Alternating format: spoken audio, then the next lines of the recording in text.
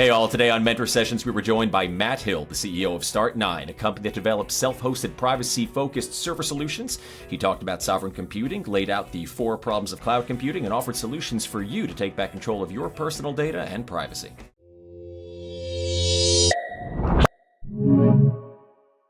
Awesome. Good morning, Matt. Thank you so much for joining us today. I want to dive right into it. So the last time we spoke, we actually talked a lot about sovereign computing and disintermediation, and I wanted to kind of expand on that and give that to people who maybe might not be aware. So even just to kind of kick things off, could you give us an idea of what is sovereign computing? What are you guys talking about there at Start9 when you bring this concept up? Sure. So I'm not sure if there is a dictionary definition of sovereign computing.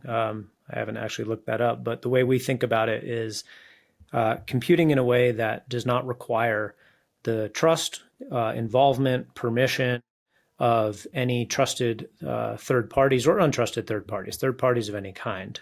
Third parties in computing or any kind of network fall into 2 categories, that is custodians and intermediaries, right? Those are the 2 ways that a third party can be involved in any interaction or trade between individuals. And so when we say sovereign computing, we mean both non-custodial and non-intermediated or disintermediated,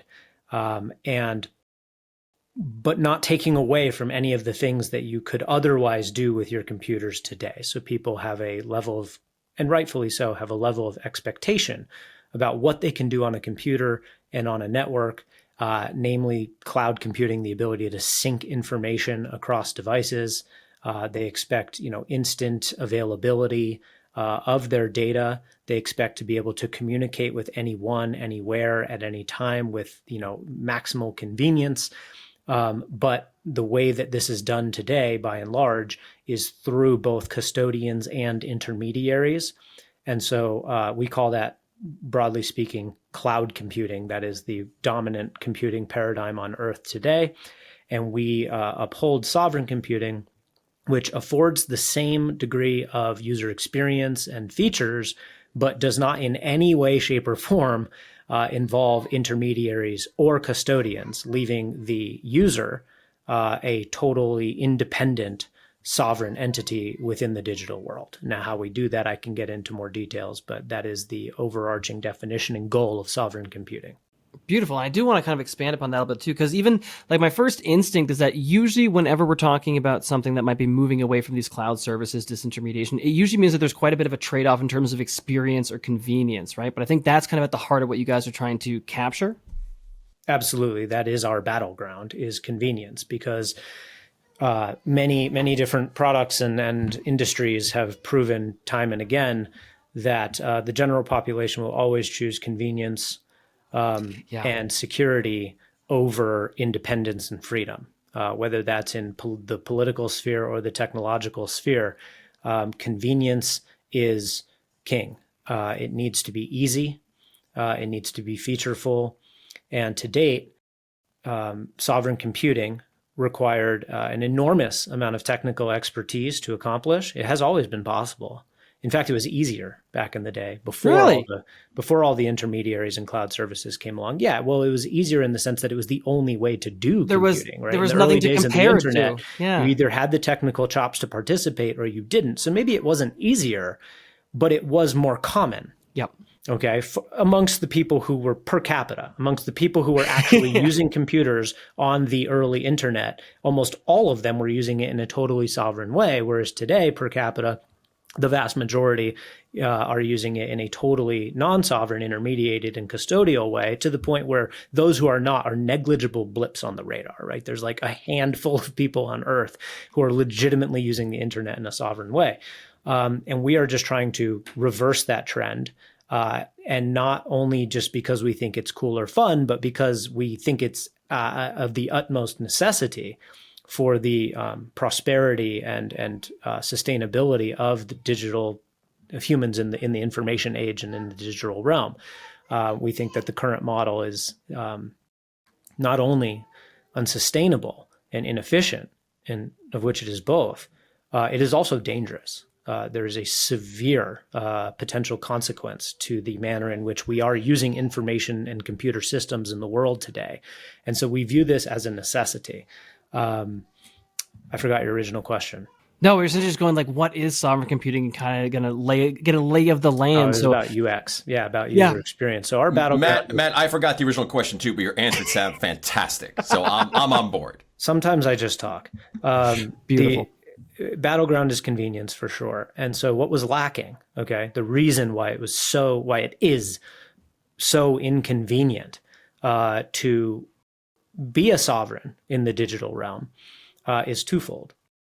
One is that it relies on the existence and availability of open source software. Okay, so closed source software, one, not only can't be trusted, but two, is always paid for. It's always hosted by a third party, therefore intermediated, usually custodied, and always paid for either in the form of data or direct monetary compensation like monthly subscriptions. So closed source software has no business in the sovereign computing paradigm. It just doesn't belong. Okay, yeah. It doesn't connect at all. So one is that open source software, by and large, is not as good as closed source software. Okay, at least. Why would that be? Just because there's funding. No profit? Yeah. Okay. Funding. Okay, so Google has billions of dollars to throw at market researchers, product designers, and engineers to build these optimal, wonderful user experiences and beautiful user interfaces. And wait, money makes things better? Money makes things more convenient. Okay. And more beautiful at times, but better depends on the timeline, right? I think that they're creating a horrific future for humanity. So in fact, it's much, much worse. But money gets things done, right? Yeah. Money gets things done. And so they're able to produce these really beautiful, high quality user experiences. And then the massive trade-off, of course, is your freedom. But they are able to pretty create big great trade-off. Sorry. Well, yeah. Well, for a long time, it was misunderstood. It was hidden. People didn't realize that was the trade-off. And more, they are realizing that, and they are looking for alternatives. So here's what's happened is that the open source world, in a way, enables the closed source world, because all these closed source products are still at some layer relying on open source libraries. So open source is both beloved by the Googles and Microsofts and Apples of the world because they get to use it for free and ride on the backs of people who are, doing this as a passion project or relying on charitable donations, and they get to use it and then incorporate it into their closed source products. So in the way, open source enables closed source. But on the other side of the equation, closed source then outruns open source in practical usage, in product design and applications that people can actually effectively use with convenience. Well, here's one reason why we're very optimistic is because we believe that there is diminishing returns in how much Google can supersede the user experience of an open source alternative. Okay, because it's like there's only so good a messaging app can get. Yeah, I was gonna say at some point you kind of reach the end, right? It's just an asymptotic, right, limiting function where it can only get so good. In the early days of messaging applications, nobody knew what the correct user interface or user experience was. And so Google and Apple and all them put billions of dollars over multiple decades of work into creating the perfect messaging app, right? And it expressed itself, in my opinion, in the form of like Telegram as being like the great closed source intermediated custodial messaging app. But now that it exists, the open source world has minimal challenge reverse engineering that, especially the user interface and user experience, because those aren't even code. Those are just right in front of your face. Exactly. And so I view in this odd kind of serendipitous or ironic way that everything that the closed source tech giants have been doing over the last couple decades was just the R&D department for the open source world, right? All those billions of dollars, I'm like, thanks, guys. We didn't have that money. You did. You did all the research and design work for us. Now we're just going to build the same fucking thing that you built, but we're going to build it in open source and give it away for free and destroy your entire business model. And so that is where we're going now. The tide is turning. They have no more advantage anymore. Their money is worthless at this point because they have nothing left to throw it at. There's only so good a messaging app can get. Right? No, I completely agree. I'm curious on, I'm going to give Gary, I apologize, I'll let you jump in there in a second. You know me, I love to hog the mic. I'm learning. Do you think this kind of like open library to closed source to open source was a necessary path? Like it almost had to evolve in this sort of way? It was always going to maybe play out that kind of way? I mean, sure, historical determinism, I don't know, man. I don't know how rigged the universe is. I just know that this is the way it went down, and I understand why it went down this way, okay? It was because a few very smart people in the early days of personal computing, and even more so in the birth of the internet, understood that this was too much for the average person, right? That the average person was never going to learn enough and gain the skills necessary to be an independent in the computing networked world. And so what they did is they said, well, there's a business opportunity there, okay? There's something that everyone wants, but no one knows how to do, so we'll just do it for them and sell it. And I'm like, that's fine. That's not an immoral thing to do, okay? Like, let me turn off my messaging stuff. That's not an immoral thing to do. It was a very rational thing for them to do, right? What Bill Gates and Steve Jobs did was very rational and fine. It just had this inherent consequence that I'm not even sure they understood it at the outset, right? Which is that when you imbue any system, any corporation, government, or organization of any kind with sufficient control or power over systems that are important to people's lives, no matter how benevolent and well-intended the founders were, eventually, as that system experiences turnover in personnel, and as it is subjected to powers that are greater than itself, namely the sovereign state, that it is inevitable. It is a perfectly understood equation that that system will eventually be corrupted and used as a form of control, right? And control can be expressed in the form of extortion, right? By charging fees that are by artificial price inflation, surveillance, ultimately limiting the freedom of the people who use it. And that is what has happened. So I don't know if it was necessary to go down, but it did, and I get why it did, but it's also run its course, in my opinion. It has reached its logical conclusion of high cost, invasion of privacy, censorship, and ultimately very insecure, because when you have these massive intermediaries and custodians, they are obvious and pretty, to be honest, easy targets for hackers ranging from individuals to other corporations to nation states. They're indefensible. At a certain level, computer systems are indefensible unless it's Bitcoin. And the reason that one is defensible is because of proof of work. But any other database can be hacked because there's an individual with the keys to that database, and all you have to do is socially engineer that individual.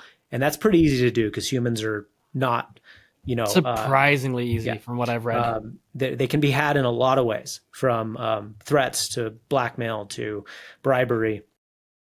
Man, it seems like an unbelievably familiar story, especially being Bitcoiners too, that like, okay, the founders had good intentions, but as long as there's a centralized kind of control and there is some power to taking advantage of it, it's just a matter of time till the whole thing gets corrupted. Gary, I'm curious kind of like where you're at, what you're thinking right now. Did you want to throw a question to Matt? Yeah, I mean, let me approach this as if I'm an idiot, which I am. You said it's really important in long term to have this be decentralized, disintermediary, open source. You also said that people are going to go towards convenience. Just that's what we do. Like, this is convenient, I'll do it, whatever. You already touched on why some of these issues are important long term. A centralized database, anything can be corrupted, people can be gotten to, you can get into it. But the normal person says, this is more or less convenient for me, and you're talking 5, 10, 20, 30 years down the road. I'm not worrying that far in the future. I get to see pictures of my kids and do stuff and share it. Why Why is it so important long term? And I'm not saying I disagree with you, but for the people at home, why is it so important long term to kind of move away from this? Yeah, fantastic. So I had touched on it, but let me elaborate a little bit more on kind of the fundamental problems, the irreconcilable, irreparable problems with cloud computing. Okay, because there is no way to solve them within the paradigm of the intermediated custodial cloud computing paradigm. So one is this invasion of privacy. Okay, so when you are conducting business through a third party, that third party is a trusted entity. And again, over time, when people are in those types of positions, it's invariably going to be used in ways that you might disagree with. Okay, so as it stands, the business model around cloud computing is largely data mining. It is that's where the incentive points to. It is to understand as much as possible about your users so that you can better advertise to them, so that you can create better user experiences. And that was kind of where it started. And now there's even this added incentive from the state to surveil users, right? They are being coerced into doing this. And I think that, there's a lot of people, good, smart people that I've known in my life who take the stance of like, I don't care if Google is reading my emails. I don't care if they have my photos. I have nothing to hide. I'm a good person. I'm not a wanted individual. And that's their fundamental stance. And to a degree, when the stakes are low, that's not the worst stance to have, okay? But it implies a degree of misunderstanding about how history evolves, right? How political systems can evolve. Like, you're not a wanted person, and everything you're saying in your text messages and all the things you're liking on social media are not going to get you in trouble today. For now. But you don't know what's going to happen, what change in political regime may take place that then puts you on a radar for the things you used to say when they were okay to say it. Okay. So privacy is to a degree an insurance policy against political changes in the future. You don't know what might be held against you eventually. So that's number one. Number two is they underestimate the vulnerability of these servers, right? People say, I don't care if Google has my photos. And I'm like, okay, but do you care if some random hacker from Russia has your photos? And they go, well, sure, but Google's not going to give it to them. And I'm like, why do you think Google servers aren't going to get hacked? Because they're storing everyone's photos. That is one hell of a server to crack. And all it takes to do that is to find the right people at Google who have the keys, and then to socially engineer them, get the keys, and then leak everything. And when that happens, and as it already has in many cases, they don't just get your photos. People are using these platforms for sort of comprehensive life needs. Your contacts are there, your documents are there. And when you get that amount of information about an individual, you can use it against them, right? Imagine if Google Photos gets hacked, and there's a few people in the world who are just like, no big deal. But there's going to be quite a few people who might have some photos up there that they don't want everyone to see, right? Even if they were perfectly legal and wonderful, and it was just something you were sending your husband, right? Yep. It wasn't intended for anyone else's eyes. Well, if someone gets a hold of that photo and they also have your entire email and contact list, they can send you a ransomware email trivially and just says, hey, check out this photo. If you don't send us X amount of Bitcoin in the next 24 hours, this is going to hit every single person in your life and the internet at large. We're just going to leak it to everyone. And we haven't seen a lot of that yet, but it's coming. That is within our future, and driven by AI, can actually be done very cost effectively, right? Oh, I never even you could considered send that those emails out to yeah. anyone. You could inspect every photo, find anything that is deemed to be racy in any way, shape, or form, and then email that person threatening to ransomware it to their entire social network unless they pay Bitcoin. And that's a few keystrokes if you've programmed the program properly. So I just view this type of stuff as inevitable. And that's number one. That's literally only the first issue, is this invasion of privacy. The fact that your data and information is sitting on public cloud servers that are protected by some guy at a bar with the keys to the kingdom. Okay. Yeah. That's number one. Number two is censorship. So, and we've seen more and more of this as well. When everyone is communicating through these third-party custodial intermediated platforms, these platforms have enormous power to create the narrative, right? To determine what is true and what is not true. And this is less commonly done in the way that most people imagine through direct censorship and deplatforming. That is not the way that censorship takes place in the modern world. The way that it takes place in the modern world is through algorithmic amplification and de-amplification or shadow banning of certain content, okay? Where nobody even realizes that it's happening. Like somebody could be totally shadow banned and only suspect that they are. There's no real way to kind of prove it. But it's not even the shadow banning that is the primary means, right? Like outright deplatforming somebody is stupid at this point because it actually brings attention to the person who's being deplatformed, right? You're actually better off as the state censorship apparatus to just amplify the shit out of the messages that you want to be heard and just let the other ones just kind of like fall by the wayside and seem like no big deal, or even more so, just make them seem clownish or conspiracy theory-esque, right? Just no social amplify approval. the main message. You don't even need to silence the other one because it's inherently silenced through the amplification of the primary message. But then on top of that, they do the algorithmic suppression. It doesn't get the same reach. And it's super effective and really, really easy to do. Like they've mastered this. And so any platform, I'm not just talking about like social media, right? Just any kind of platform where you are going through the intermediary, you're agreeing to terms and conditions. And you never read those terms and conditions.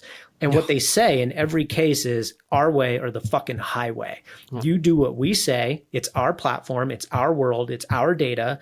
And we're going to do whatever we want with it. We're going to amplify it. We're going to de-amplify it. We're going to suppress it. We're going to hide it. We're going to kick you off if you violate our terms in any way. And you click OK.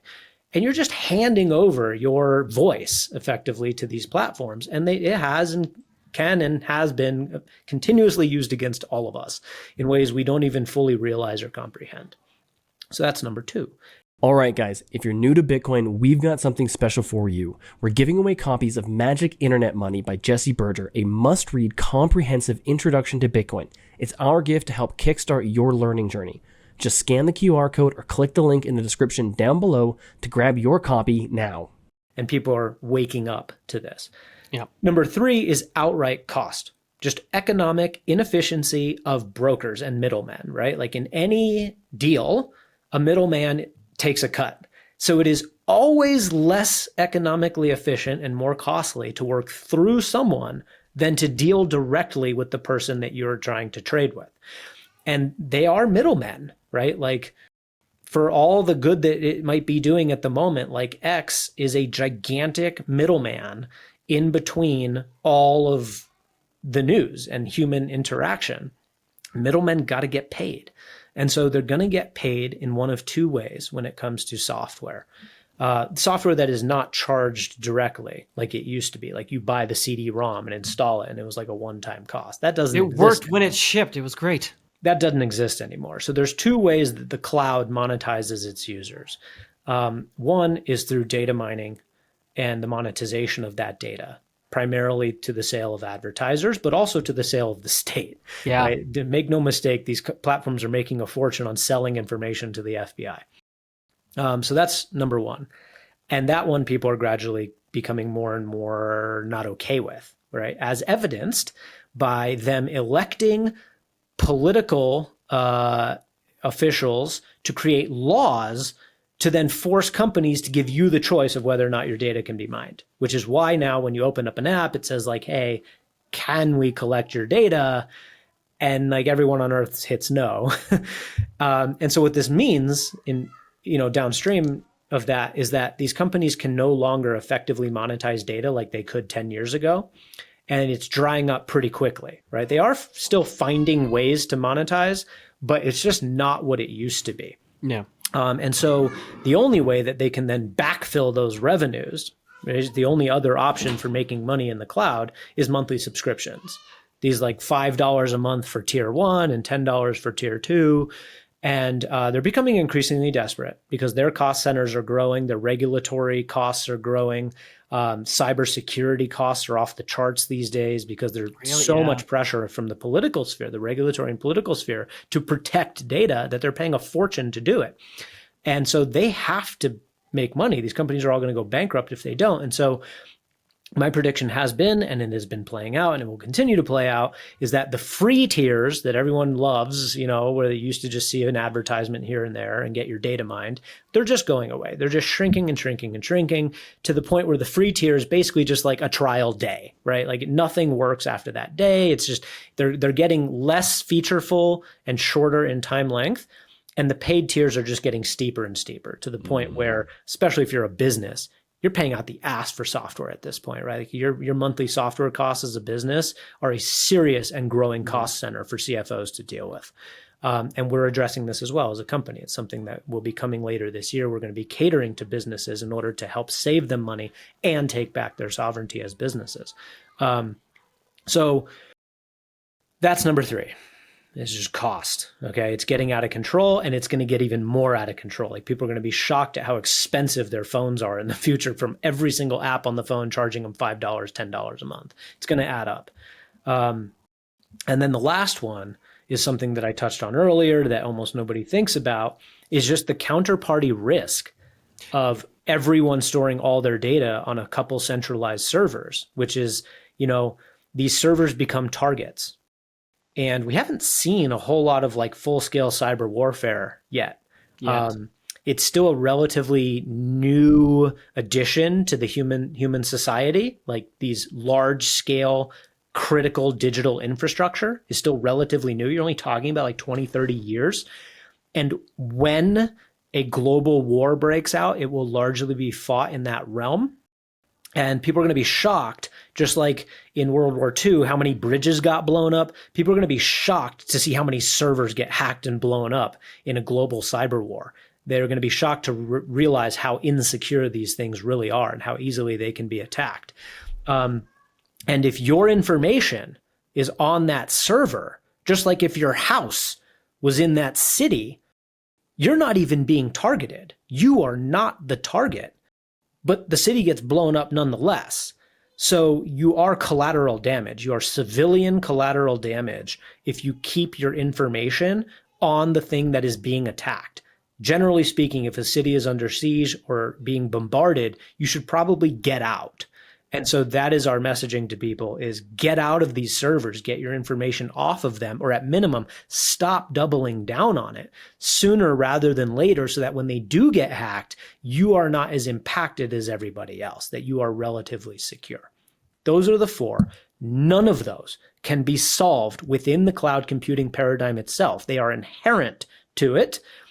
And therefore, we view the paradigm as a whole as completely unsustainable and doomed. It's dead. It barely lasted the night, to be honest. It's only been here for 20 years. Yeah. Look in the context of history and the history of personal computing in general. It's like, this is a blip in the radar. This is going to be something that we look back on in 100 years and just go, how silly was that stupid mistake, where we thought that everyone could just pile their information onto a few central servers and conduct all of their commerce and information and interactions and personal data through those servers and get away with it. It was just a stupid, silly mistake in the history of humanity. So what could possibly go wrong? Questions. Yeah, go for it. I don't want to take your fire here. Everything you said, it makes sense to me. And I'm coming at this from kind of a libertarian ANCAP philosophical type. So all you're saying to me is like, yeah, this is great. I agree with it. It makes complete sense. But the first one, I did have a question. I do a follow-up question as well, but I might leave the follow-up to Nate. The first one you mentioned was privacy. What do you say to somebody, including somebody like myself, who is almost black-pilled to a degree, for those who know what that means, where it feels like hopeless. It's like, okay, sometimes my dad and I will talk about my finances because he wants to be sure his grandkids are going to be okay. And I'll say, okay, sometimes I say, Dad, turn your phone off. I'm turning my phone off. Let's go in another room and talk about this because I don't want what we talk about to be picked up. But then I think to myself, it's the United States federal government. If they want to know something about me, they're going to find it. There's no way I can actually hide this. There's satellites in the air. If they want to, they can track me walking out of my house. So at the end of the day, this is all just a matter of like, how far are you willing to go to try to protect yourself? And to what degree is it hopeless anyway? Do you have any thoughts on that? Of course. The scenario that you just laid out implies that you are a important target of the U.S. government. Like as an individual, okay? If you are on the FBI's top 10 list, there's nothing you can do. Run and hide, okay? If you are a wanted, targeted criminal or enemy of the state, even if you're not a criminal, run and hide, right? Do the best you can to hunker down and get out of the country or whatever you got to do. There's no way for you to exist in this country and conduct your life if that's the list that you are on. How many people are on that list who are listening to this podcast? Zero. No, you're unimportant. I don't even fucking matter, and I'm building the technology that enables people. I'm going to take them out, and they haven't figured it out yet. I'm not even on the radar. I'm literally not even on the fucking list. Everyone thinks they're on a list. You're not. You're unimportant, right? It's a sense of vanity that is untrue. Okay, you really, really have to be a threat. Okay, and we're not. Matt, my mom says I'm pretty darn important and also very handsome. I'm just saying. And funny too. Yeah, it's all the things. Yeah. So for everyone else, okay, like Bitcoiners have this tendency, and I love it because it's like, if you shoot for the stars, you land on the moon type of thing. Sure. Bitcoiners, it's like perfection or death. Yeah. It's like if this all the governments combined could possibly hurt me, it's somehow inadequate. Failing to take into account the real threat model of your life. Okay. So, is your home defensible against a battalion? Right. It's like, no. But does that bother you when you go to sleep at night? No, because you're like, there is no battalion coming to my home. Like you'd have to be delusional to think that is the case. And so it's the same thing with the cyber realm. It's actually very easy to be private, really private, like invisible and secure in the cyber realm with minimal effort. At least that's what we are striving for, right? Like that is the whole point of our existence, is to make a reasonable degree of privacy and security available to everyone. Not if you're on the FBI's top 10 list. We can't help you. Nobody can help, right? But if you are just a normal person with a normal threat model, then you're going to be just fine. And that's our goal. Is security for the average person, even if you are on a list, you'll probably still be okay. You just can't be on that list. You can't be on the right, but even a more benign list, yeah, you're going to be fine because most of the way that our technology works does not involve intermediaries or custodians.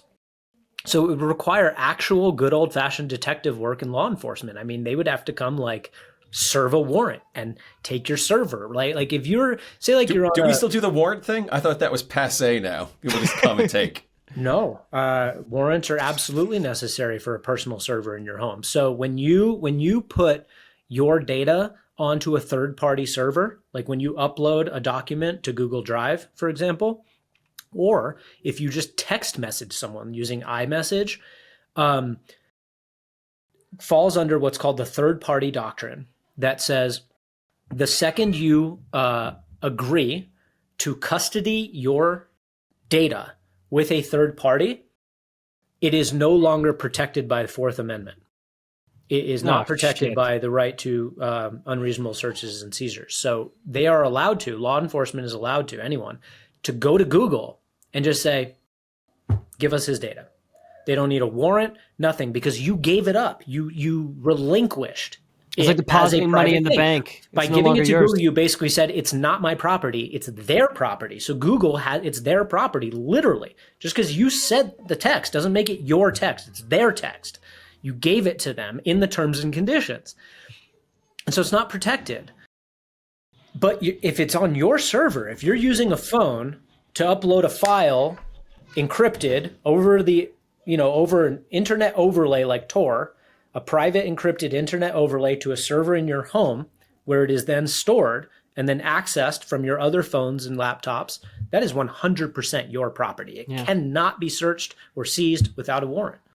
Not in this country, not if they want to abide by the law and the Constitution, which again, they don't always have to. But again, we're not talking about that level of attack vector. Sure. That's top 10 stuff, right? That, like, a normal person, you're not just going to have the FBI raid your home and take a server with no warrant. All right. It's not going to happen. So it's safe. It is your information. It's your data. What we are trying to do effectively is just bring the analog world that existed, where privacy was the default, where property was respected in terms of law enforcement, and make it possible in the digital realm, which is, to be honest, obvious. It's like it must end that way. Otherwise, we've given it up. We've lost the progress that humanity made for thousands of years towards these, constitutionally defended democratic republics, and which throughout all of human history, though there have been downfalls and blips in the radar, has been a progression ultimately towards increasing individual rights and freedoms. And I don't think that's going to stop. We're just experiencing a little bit of a blip, a downfall right now, because the technology outran our understanding of the technology. And that's not going to last for very long. We are going to catch back up. We're starting to understand the mistake that we made. And computer systems that Start9 enables are the solution. Bitcoin and, other decentralized, self-hosted, non-custodial, disintermediated systems. That's how we win. And I don't just mean we, the free people. I just mean the human race. Like, this is necessary for our own survival. No, I completely agree. And I'm even reminded too of the idea, because one of the things that we're talking about with the convenience trade-offs at the beginning is that I'm hoping that we're going to see the resurgence in a culture that is privacy minded, where your first instinct is like, yeah, I have privacy, not like, oh, I don't need it. It's fine. I'll trade it off. That I feel like at some point along the way, we just got too complacent, right? And started going, well, I have nothing to hide. And I feel like that maybe even was, I feel like the guard of the Iraq war and kind of that kind of terrorism scare in the U.S. took a lot of what would have been more privacy or conscientious conservatives or libertarians at the time and got them very comfortable with kind of handing over, going through the TFSA and getting the full pat down. It's like, no, that's what I do as a good person. Like, it shifted the ethical vibe to it. Well, it also was just obfuscated, right? Like, people didn't understand that it wasn't private. They actually thought they were being private. Okay, take Snapchat, like early days Snapchat, for example. Okay, people thought that they were taking nudes of themselves and they'd be gone, and that the person they were sending it to would see it for a second, then it would be gone, and that it was like a message between person A to person B, and then it was deleted. If they had understood the truth of that interaction, which in the analog world would have been the following: I take a Polaroid of myself, I hand it to some Snapchat employee, not in an envelope. I just am like, here it is. There I am. Go show it to this other person, but first photocopy it and put it in your records, right? So photocopy the Polaroid, put it in your permanent records, and then go show it to this other person for a few seconds and then take it away. Matt, this sounds pretty hot. Not a single person. Yeah, some people might really be into that. But the vast majority of the people who were using that platform in that manner would never have used it had they understood that that was the reality taking place. And so it's really we just didn't understand the technology. I agree. I would have assumed it was encrypted. I was actually quite shocked to say it wasn't, at least in the envelope. Come on, no envelope. Every single picture ever taken on a Snapchat app is sitting in a Snapchat database, unencrypted, visible to everyone. How many people are sweating balls right now hearing that information? I don't know, but they should be. I don't know if they are. They absolutely should be. The other thing that stood out to me too, I was curious, and I might be getting the name wrong, but if you're familiar with, I think it's Kevin Mitnick and his work. I think it was Human Hacking was his book, or Social Engineering. Oh, just beautiful. That I found these stories of these basically hackers getting into different databases and buildings and information, and it was always through people. The person was always the weak point. It was dumpster diving. It was getting the same logo as the company that comes in and cleans. I heard one story, I'll never forget it because I thought it was brilliant, is that he needed the key, the UB key. He needed the information off that to get in. And all he did is every morning he checked the weather in the location. and waited for a snowstorm. And as soon as he had a snowstorm, he bet that the guy wouldn't drive into work that day. And he called security to go like, hey, I can't come in. Can you go to my office and read off the YubiKey for me? And that was it. That's all he needed to get the information. Security went, oh yeah, totally. Went in and read everything to that. So the social vulnerabilities of people there too. And the other thing that I was thinking about. Systems are fairly secure. Yes, that's exactly it. Encryption works. Encryption works, it's people. Yeah. It's always people that tend to be the vulnerability. Even with when I'm having conversations about Bitcoin, they'll say like, well, I don't want a single point of failure. And it's, if you can sign a transaction in any way, you're the single point of failure. That's always there. There's nothing I can do about that. Otherwise, you're not. Exactly. But even then, if you can still collect them, of course, you're just upping the bar. Extreme example, exactly. Nothing is perfectly secure. You're just making it harder and harder. Yeah, the only thing I guess would be perfectly secure is you can't move it. You burnt the keys or time locked. Have fun. Yeah, well, that doesn't help much. No, not really. It doesn't help you much either. Unless you're really into spite. Nobody's stealing my Bitcoin. Yes. I fucking lit it on fire. Fuck you. Joke's on you. And the other thing that stood out to me too was the social consensus as well too, is that absolutely you're going to have people that are collecting all this aggregate data so they can look at, one, if they're able to affect, and two, how to move social consensus. They will use, it's too valuable to be able to steer the herd towards one thing or another that it won't be used to try and, I think, manipulate people at large if it's not already being done so. We agree. Perfect. Nothing else on that. So Matt, and I'm sorry to jump in, but if you want to follow up on this, in what ways can people do affirmative steps to better secure themselves in this regard, and how can Start9 make money off of it? Great, yeah. So there's varying degrees of action that people can take, right? It really depends on how protected they want to be against the 4 things that I listed that will invariably affect their lives. Perfection is unattainable, but something is better than nothing, and a lot is better than something. So the various tiers that somebody can take is to, 1, opt for encrypted applications whenever possible, right? Things that are at least advertised as very hard to prove. When you're not actually compiling and running the code yourself, you really can't prove that it's not a trap, right? Like Signal, for example, is one of my favorite examples of things that everyone rushes towards, but it's like, you don't really know what code is running on your phone. You don't really know what code is running on the server.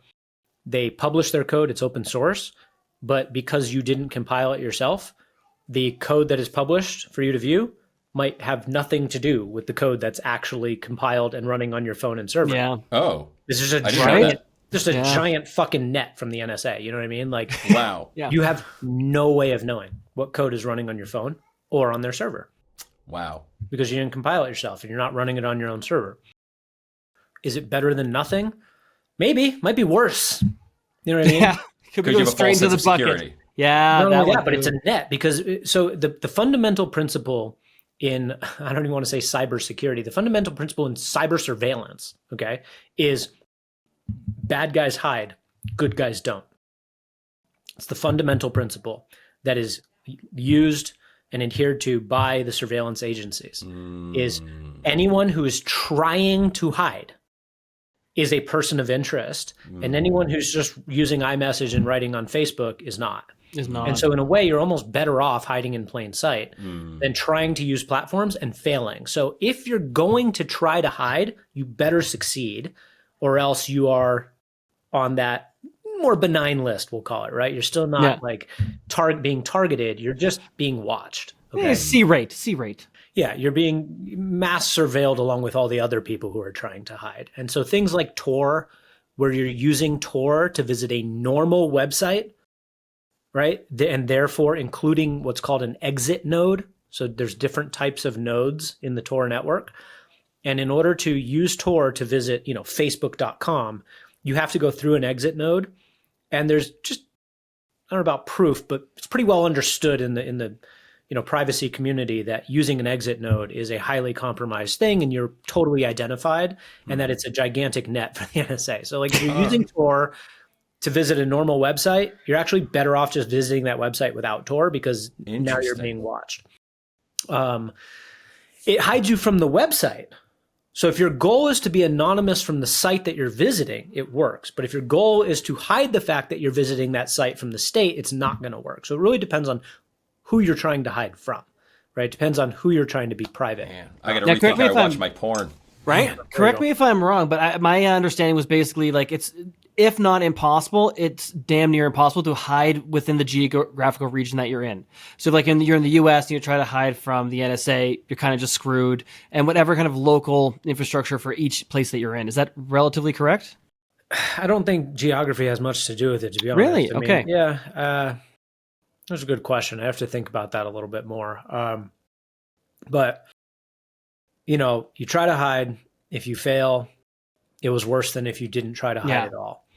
And again, try to hide is probably the wrong phrasing here. It's like preserve your privacy. Right? Yes. You try to preserve your privacy, and you didn't do it perfectly, you would have been better off not trying to do it at all in many cases. So maybe it's better than nothing. I don't know. In my world, if you want to do anything to be private and secure, right, from these third-party surveillance, censorship, the inevitable hacks, and you want to save some money, right? Like if you want to escape all four of the problems with cloud computing, you can't use the cloud. Signal is the cloud, right? You're still just using a third-party custodian and intermediary. Signal is a custodian and an intermediary. You can't beat politics with politics. You can't beat the cloud with the cloud. You need to get out of the cloud if you want to be saved from its downfalls. So that means running your own server, period. There is no other way to do it. You have to run your own server, right? Because if you want to do cloud computing, I should say, right? Like you can just not use computers, or you could use computers that aren't connected to a network. That's great. But if you want to use the internet, you want the benefits of cloud computing, which are huge and wonderful and highly, they're a gift to humanity. It is wonderful what cloud computing enables in terms of productivity and convenience. Then you have to run your own server. There is no other option. And it's always been that way, or always been that way. It's only been around for 20 years, but it's always been the case. All right, guys. Now, a quick brief message from this episode's sponsors. Bitcoin Well is the best place to be buying and selling Bitcoin in Canada and the US. And now with Bitcoin Well Infinite, it's also the best place to be making large buys at their OTC desk of over $50,000. Their white glove service gives you fast transactions, no slippage, and the lowest fees. You can scan the QR code on the screen or simply head to bitcoinwell.com/BTC sessions to sign up today. And you can share your own personalized referral link to earn commissions.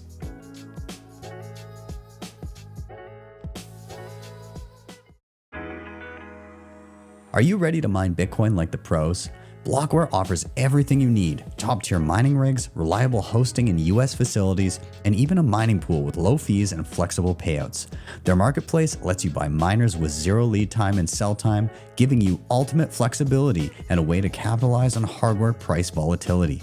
Plus, with Blockware Intelligence, you'll stay ahead of the game with expert research and insights. Don't just stack Bitcoin, mine it. Click the link in the show notes or scan the QR code on the screen to get started today. So you're normie Joe, go run your own server. Have at it. Go run your own server. Find some open source software to download and compile, and then install it to the server, configure it, set it up on a network interface, set it up on Tor, trust the root certificate authority and blah, blah, blah. It's just like, it was a non-starter. Yeah. So if the only solution is to run your own server that self-hosts open source software, and you don't even know what the hell I just said, then you're hopeless. You're stuck. You're imprisoned. You're bound to this. There's no way out for you. And so that's what we set out to do, was to provide a way for a normal person to own and operate effectively and in perpetuity. And I use those words, with intention, because there are similar products out there that enable you to run a personal server but not effectively and not in perpetuity. Like their essential value proposition is like, we can get you up and running with a personal server in like 30 seconds, and it's super cool and fun, and you're up and running. And then they're like, and then you're on your own. Yeah, and no way to update and maintain. There still is a lack of understanding in the general population of what it means to run a personal server. It's like running a farm. You don't just set it up and throw the cows in there and then they milk themselves and clean up after themselves. That isn't how it works. Running a personal server is it's an endeavor. And it's never ending, right? There's always software updates. There's always power outages. There's always internet outages. There's always problems with servers. They're very, very difficult to own and operate. And the people who are capable of doing it are called Linux systems administrators, in some case, DevOps engineers. They make a ton of money. They're highly valued at companies, and they still fucking go down from time to time. So it's like, it's a really hard thing to do. And so what we set out to do was to build a tool set that enabled a normal, non-technical person to own and operate effectively and in perpetuity a personal server, and to, on that personal server, install and use effectively open source software, as opposed to SaaS products that are custodial and intermediated in nature. It's a big undertaking. In fact, there are so many people in the Linux world who have systems administration skills who don't even take us seriously yet, right? Really? Because their stance is like, it's kind of vain. In fact, they're like, you can't automate what I do. You can't make it such that what I do, this Joe Schmo could do too. There's this sense of like, and rightfully so, because they were correct 5 years ago. But we have done it, right? We haven't completed the job yet. There's still a long way to go. But what we have done, I am very proud of, and we know how to do the rest, right? We at this point feel like we have solved the problem. There's just more building that needs to be done. But we actually know now how to create a server with an operating system. When I say create the tools to help people do this effectively, what I'm referring to is StartOS. I'm referring to an operating system that is purpose-built to embody the entire Linux systems administration skill set and experience into a graphical interface that a normal person can make sense of and competently use. Again, a crazy thing to say 5-10 years ago, and we've done it. It works. It's not complete. It's not perfect. I still don't advertise it as grandma friendly. We advertise it as computer literate friendly and IKEA friendly. So these are my two things, okay? To use StartOS effectively, you must be computer literate.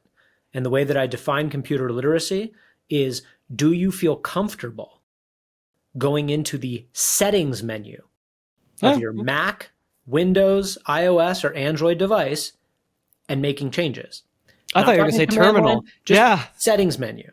Can you go into the settings menu and make changes to your system and feel confident in doing so? That's computer literacy in my world and how I define it as it relates to StartOS. Number two is, can you put together IKEA furniture? Right? In essence, what I'm asking is, can you follow directions? Can you put the materials on the table that it says to put on the table, and then step one, connect this bar to that bar. Step two, do this. If you can do those two things, if you're computer literate and you can put together basic IKEA furniture, you can fully and effectively own and operate your own personal server that runs StartOS. And then on top of it, we know you're still going to be nervous because it's totally foreign. It's not IKEA furniture, and it's not the settings menu of your iOS device, right? Those are the skill sets that we require, but this still is different. And so you're going to have questions. You're going to be nervous. You're going to make mistakes, which is why we are so hell-bent adamant on providing the best customer support in the world, period. Name a company, name an industry. We provide better customer support than they do. Our customer support is instantaneous, one-on-one, hold your hand, answer your questions, that level of competency and engagement. And we know that we need to do that. Otherwise, even the people who have the skill and the desire to do this, many of them will still fall off simply because of emotional stress of trying to do something and not knowing if they're doing it right. They want that They want their handheld. They want to know, you guys know this. This is your yeah. business, right? So we take it very, very seriously, and we're very, very good at it. And that's our product offering as a company, is we make a free and open source operating system that anyone can download for free and flash onto a computer that they own, which means we don't get a dime. They could buy a device from us that's plug and play with StartOS pre-installed. Comes in a nice box. You plug it in, just works. It's super cool, super easy. So effectively, we're selling convenience when it comes to hardware. Full disclosure, I have that right over there. Awesome. Gary's is there. Love it. So yeah, we're selling convenience when it comes to our hardware sales. And for the people who have a computer and have the, competency to download and flash StartOS on their own, effectively take the DIY approach, we sell support if they want it. At present, that means a $300 one-time fee for a lifetime membership to our private community support server that is staffed at present 18 hours a day by one of our technical experts who is on call to help you with any questions you have one-on-one. And we think $300 for a lifetime membership to something like that, lifetime access to a technical expert in the very product that you're attempting to use, is one hell of a deal. So, and that's how we make money. We either sell convenience. Oh, by the way, if you buy a server from us, it comes with that membership to the server. It's not an add-on product. So I briefly want to touch on, I do want to be respectful of your time as well too, Matt, but one, I want to get, even if we could just lightly touch on it, you're unbelievably passionate about this sort of stuff. And I actually don't know if there's anything of where that came from in terms of like how you found yourself in this position, fired up and ready to go on sovereign computing. And then number two, I want to cover if there was anything, someone's just getting started, they've got maybe StartOS flashed on a device and they're getting to work here. Where should they begin? What are some like high ROI things from the community marketplace that'd be worth checking out? Mm-hmm. So my passion, I is part of my personality. So everything I've ever done has been with passion, whether it's athletics or some business, or whether I'm just working for somebody else. I somewhere, some point, decided that it was passionate, perfection, or bust. Or death, I just I live my life very aggressively, intensely, passionately, but it is absolutely in degrees. It's very hard for me to get passionate about something I don't care about, right? So if my personality, which is hyper intensive, hyper focused, hyper passionate and intense, aligns with something that I think is really good and that suits my skill set as well, like something I feel competent in, then you get an endless source of energy and relentless effort. And so it's not something I say. People who know me the best often feel very challenged by me. I am extremely demanding of other people. I'm also very understanding, but it is passion and perfection or death at Start9. And so that's what the team is all about. I've filtered for that quality, also competency, skill, experience. Right, the must-haves, but beyond that, primarily we look for people who believe that what we're doing is important, and who feel that they can contribute and deserve to contribute to its success. This aligns for me from every angle. It is the technology. I'm enamored by it. It's fascinating to me, Bitcoin and decentralized network systems. Encryption also, right? These technologies fascinate me. Skill set wise, I'm a developer by trade. So I code, I love coding. I don't get to do as much of it at Start9 as I used to, or as I used to in my life before Start9, but I still go on my headphone binges for hours on end, and it's like painting. I just get lost in it. So I enjoy the work. And then politically speaking, right? Like, from a philosophic, principle, and political layer, obviously I'm a crypto anarchist, libertarian. I shouldn't even say crypto anarchist. I'm basically an anarchist. I understand why government exists in certain circumstances. It fills the void where technology falls short, and so I'm not literally and fundamentally and absolutely against any form of government. I just think that it should be appropriate for a given society at a given scale. and then eventually fade away because technology will eventually afford all the things that government has been traditionally needed to provide. And so, yeah, it hits every angle. It's politically, philosophically, economically, skill. I love what I do, and that's why you see the way that I am. Secondly, you asked about kind of what somebody could do very practically once they have a server. So that was my prerequisite. It's like, you want to do anything at all, get yourself a server. There's no other way around it. Get a server. And there are competitors to Start OS, right? There are other ways to run a personal server, and you should try them. You absolutely should try them. Do your own research. I obviously advocate for the thing that we build because we think we're building it right. But once you have that, once you have it set up, which is a few minutes of time, most people install Bitcoin and start syncing it. I mean, that's the fun one. It's, join the network, run a node, have a voice, right? It's your citizenship on the network. It also provides, a degree of self-reliance. You're not using somebody else's node. You can validate your own inbound transactions. You can broadcast transactions without asking for permission. So there's a lot of practical reasons to run a node. And then there's also this kind of like, just joining the network, participating, having a voice. If there's a fork, the software that you choose to run will make a difference insofar as you are actually using your node. It will actually make a difference in the fork war. So there's a lot of reasons to run a node, and it's very fashionable and it's very fun. But on an even, to be honest, more practical note, the first thing that I recommend for people to install is Vaultwarden, which is the open source version of Bitwarden. I shouldn't say Bitwarden's also open source. Vaultwarden is just skinnier and designed for single usage as opposed to catering to 1 million customers. It's a password manager. When it comes to cybersecurity, there is no higher leverage action that you can take to secure your digital world than to use a password manager. If you're not using a password manager, you are fundamentally insecure. There's no way that you are using the internet securely without a password manager, because it means you're either using the same password for all of your websites or some tiny variation thereof, which is basically the same thing as using the same password, or you are like have them all written down on a piece of paper or something like that. And maybe that's kind of secure, but that's just kind of an analog password manager. You are using a password manager at that point. It's just not a good one. So you need to use a password manager. It's the number one most important thing you can do for your cybersecurity life. And then if you're going to use a password manager, you should use your own password manager as opposed to subscribing to some SaaS product like LastPass or OnePass, where you are literally dumping your encrypted passwords onto somebody else's server. Not only, are you relying on their uptime and benevolence to terms and conditions, again, right? They can cut you off.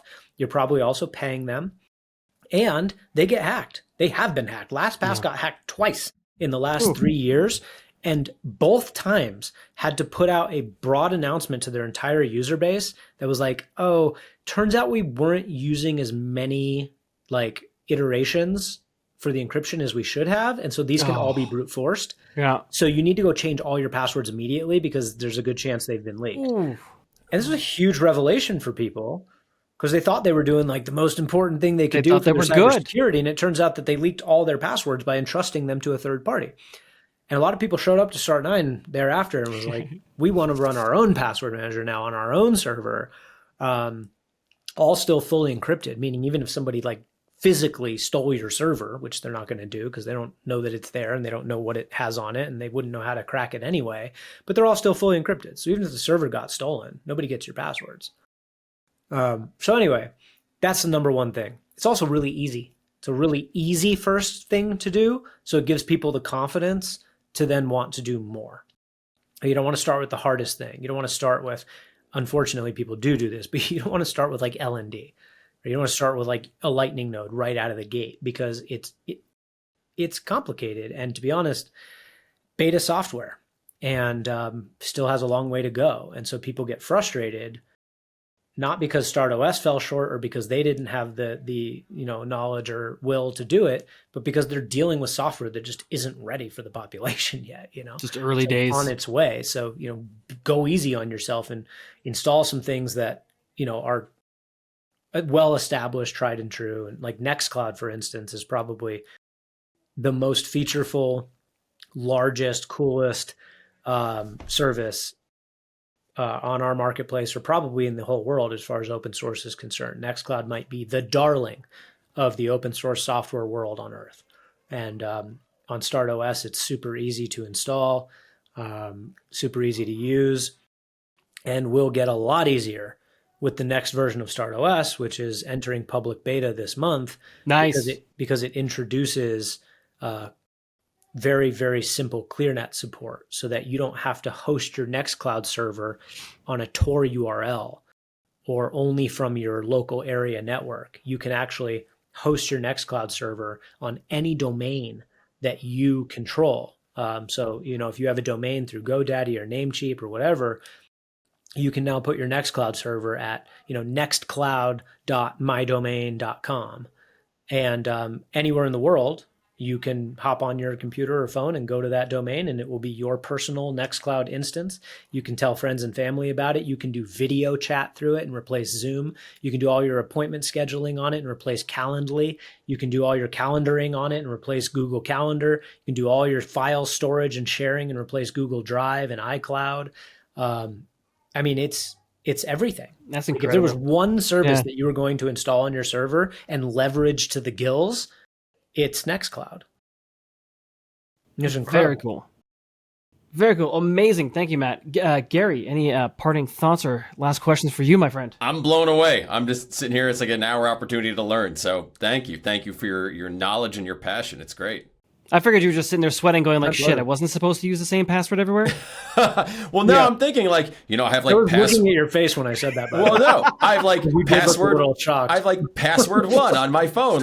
Is that I was under the assumption that that's just it just stays on my phone and it doesn't go anywhere. Maybe I'm wrong about that.